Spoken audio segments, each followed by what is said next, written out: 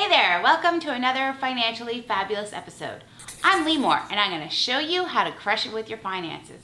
In today's episode, I'm going to be talking about buyer's market versus seller's market and what that means for you as a buyer. Come on, this will be fabulous.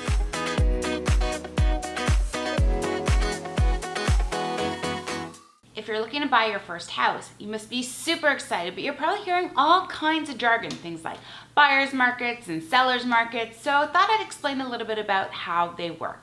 Really, it's a way to describe the temperature of the market and what's happening at a certain point in time. And of course, who has the advantage. So let's talk about each one. In a seller's market is when the inventory, so the number of houses or the number of condos that are available at any point in time, is very low. When there's not a lot available on the market, then the seller actually has the advantage because prices tend to creep up and they have the stronger or the upper hand when it comes to negotiating.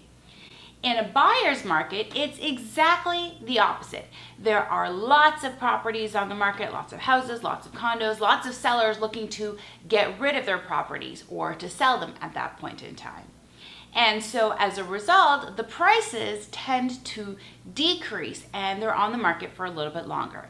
So why we have buyer's markets and seller's markets is because of a number of different factors. Things like what's happening in the economy, what's happening with inflation, what are the new government policies that are being brought in, what's happening with immigration, with construction, with job employment. There are so many factors, and that's why the market or the real estate market cycles between buyer's markets and seller's markets. There's no real way to predict how long a cycle is going to last, and it definitely varies. It can be a buyer's market or a seller's market for a month or a couple of months, or a particular type of market can actually last for quite a few years.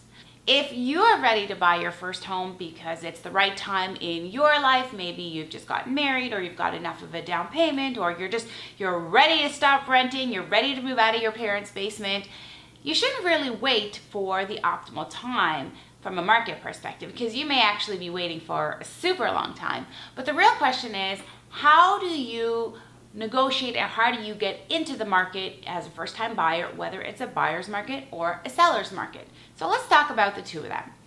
So if you find yourself in a scenario where it is currently a seller's market, which means that the market is super red hot and there's not a lot of inventory, you actually have to do a lot more homework and preparation before you buy your house. So your pre-approval on your financing needs to be really buttoned down and firm. So it's not just about you going online and plugging in some numbers on a calculator and spitting out what you're approved for. You should be working with a mortgage broker. You should be submitting all of your documents in advance. They should be able to lock you into a rate. That way, when you get to the property, you can actually put in an offer that's a lot more clean, a lot fewer conditions. In this instance, you may want to work with your lawyer to have them pull the title of the property before you end up putting in the offer. Same thing, you want to take the MLS listing, you want to give it to your mortgage broker, especially if it's a condo, to confirm that the condo fees aren't going to be totally out of whack in terms of what you've been approved for. And you want to really have all your ducks in a row so that by the time you put in the offer, your offer is as simple as possible. When you're in a seller's market, you may also want to be a little bit more flexible on the closing because, once the seller actually sells their property, they need to have somewhere to go. So you may want to also include some elements that allow them to be able to find a place. That will actually put you ahead when it comes to some of the other buyers. You also want to make sure that you're putting in your best offer. Now, obviously, you don't want to just be putting in tons and tons of extra money above asking, but if it's a property that you really, really want, you got to put all your cards on the table as a first-time round, because otherwise you may lose the property to somebody else. Now, when you are looking at buying a property and it is a buyer's market, you actually have the luxury of time. Oh, sweet time. There aren't going to be as many other people looking to purchase that property because it's a time when there's actually a lot more inventory on the market. So when you are putting in offers in a buyer's market, you have a little bit of a flexibility to maybe go in a little bit lower because there's going to be a little bit more of an opportunity to negotiate. You may put in a lower price and they may put them in a higher place and you may end up moving up, but you don't have to necessarily put your very best offer first when you are in a buyer's market.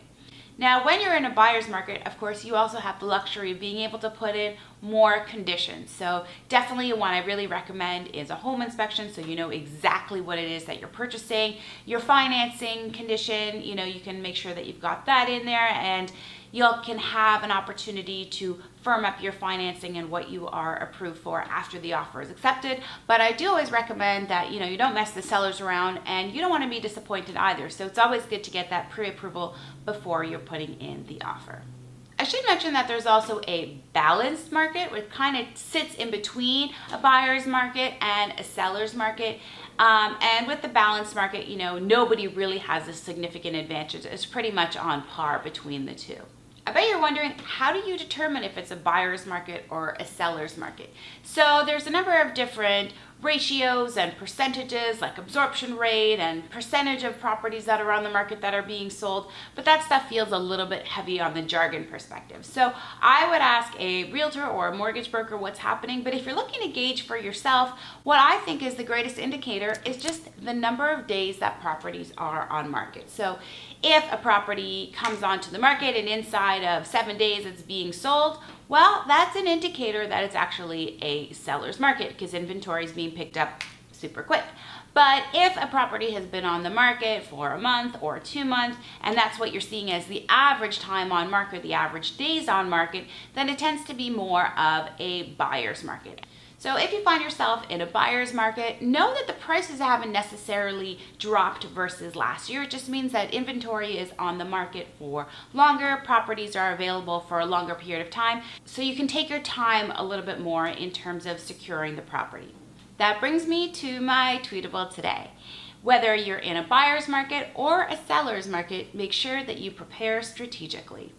Because regardless of what's happening in the market, you want to make sure that you know exactly what you're doing. You're taking the right steps to make sure that you get the property of your dreams at the best optimal price. My challenge to you is, if you are looking to buy your first property, and I'm sure you're really excited, don't just focus on the emotions and the excitement of it all, but think about and ask the experts of the industry what's happening from a market perspective, whether it's a buyer's market or a seller's market, and then plan your steps and how you're going to get into the property of your dreams. Did you like this video? Did you learn something? Subscribe to my channel, it's free. And if you want even more tips and tricks to make your finances fun and exciting, come on over to limor.money. I've got lots of great resources for you to download for free. Remember, I'm not here to change who you are or how you live your life. I just have strategies to make you even more financially fabulous. Thank you so much for watching, and I'll catch you next time. Till then, stay fabulous. Is it a buyer's market or is it a seller's market? Wait, buyers, wait, sellers, wait, what do either of them mean? What do I do?